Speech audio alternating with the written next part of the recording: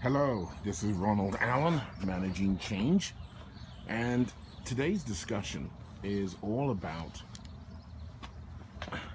an auction that we'll be going to later on this evening. And I'm hoping I can take some videos, and certainly the audio sound is quite impressive. Most importantly, though, I dare say it's a different community. It's made up primarily of farmers. Um, they bring their children. In some cases, you'll see even three generations. What is also interesting is when we talk about managing life's changes, you'll see first and second generation immigrants like myself who have taken on agriculture in many different facets.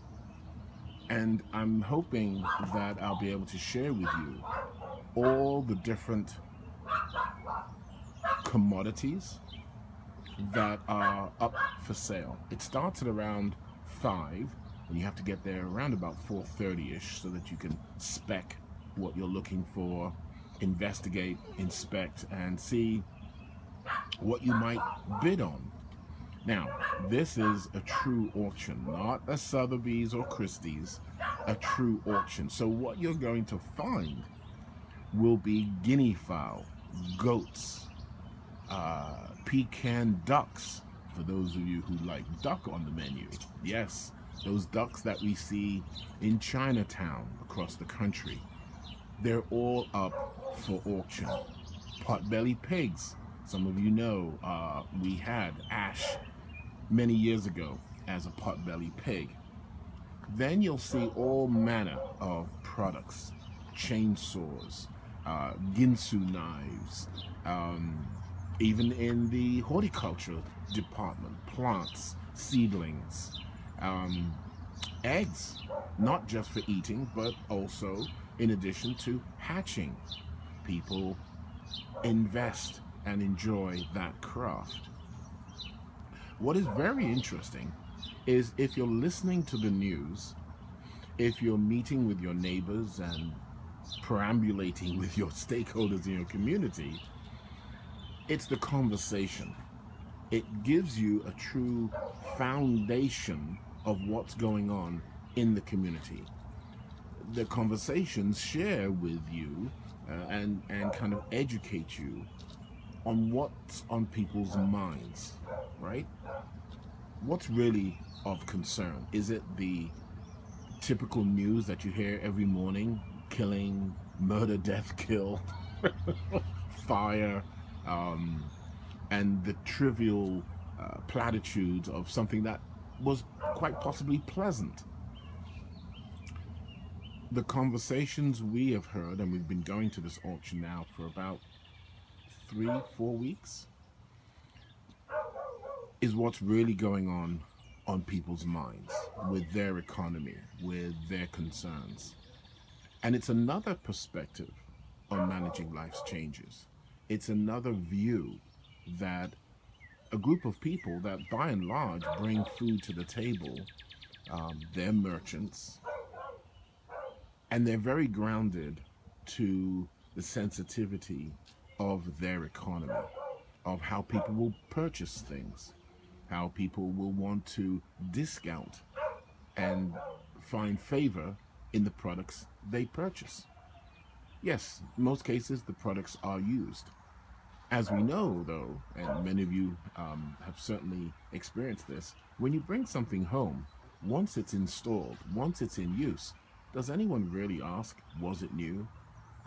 If it's working properly, if it's providing the value that you need, does it really matter whether you purchased it from a high marked up retail store, one of the discounted stores, the true discounted stores, and I'm thinking of another one, another place we go to called Ollie's in Cherry Hill, or did you purchase it in the secondary market such as Craigslist, such as eBay, and of course the auctions? The point of recognizing these markets is that when you find that you need something, that you're looking to acquire something, do you go and default to what you typically do and therefore pay the premium and or succumb to society's social pressures, the expression of you have to have brand new? Or are you looking for the value you need from the use of the product, and therefore you open yourself up to multiple market options, resources, means of acquiring something? Just as we've had some of our chats and we've talked about cooperative engagements, we've talked about partnerships, and the old and true method of bartering. You don't have to be on the balls of your tuchus to utilize tried and true methods of trade. Understand, at one time, bartering was the way to go. In some cultures, Amish, Mennonites, they still barter. People who are astute at commerce will see that if I'm looking for something, instead of asking how much, which is primarily a monetary request, we ask, what are you looking for? You see, that's the benefit of that perspective.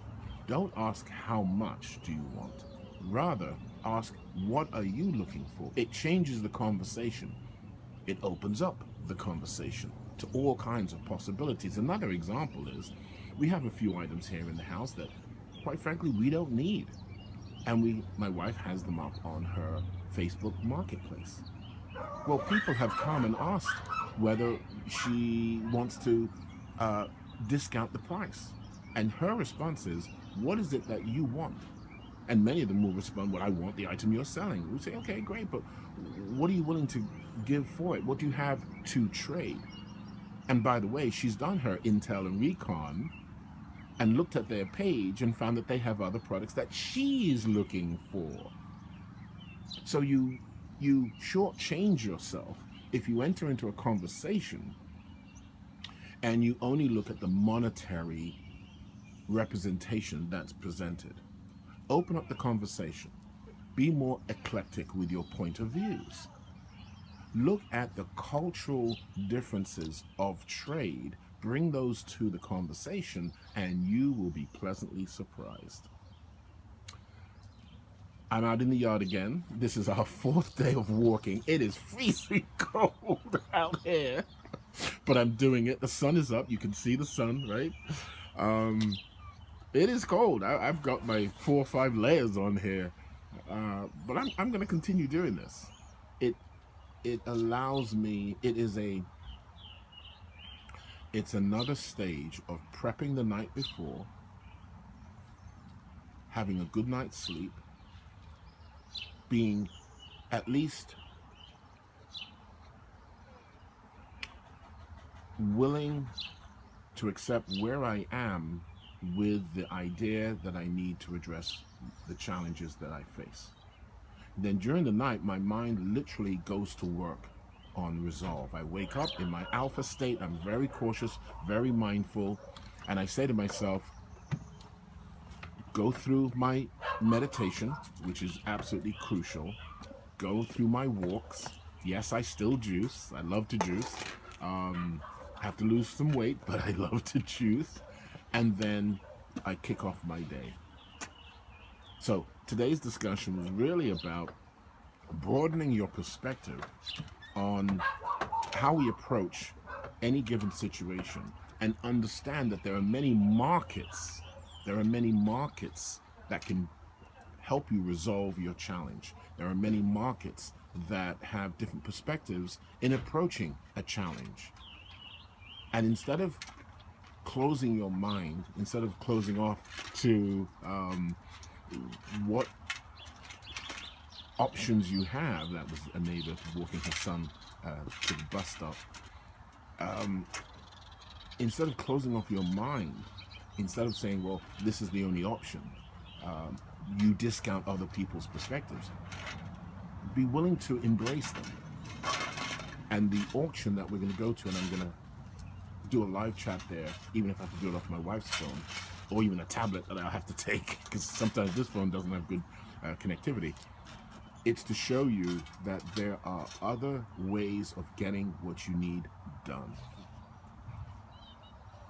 Don't be small-minded. Don't be narrow-minded. Don't be parochial in your point of view. It's a beautiful morning. It really is. It's crisp. Right, T-Bird? T-Bird is back with us again. He's outside. T-Bird, say hello. I'm not sure if you can see him. Can you see him? Yep, there he is. Have a good day. Enjoy. By all means, check out the website, ronaldmallen.com. And I would say the most current information that I've been posting has been the audio files, Managing Change in 60 Seconds. I've actually been doing those for about 4 or 5 years. And I saw someone pick up on that idea and start posting on LinkedIn, if I'm not mistaken. So I decided to go back, refresh some of the material, some of the content, and send it out. Of course, you can, and you will be seeing our podcast where we have the average person, you and I, who we're making our way through life, and we are sustaining. It's all about creating, sustaining, and testing, validating our beliefs. Managing life's changes. Be seeing you.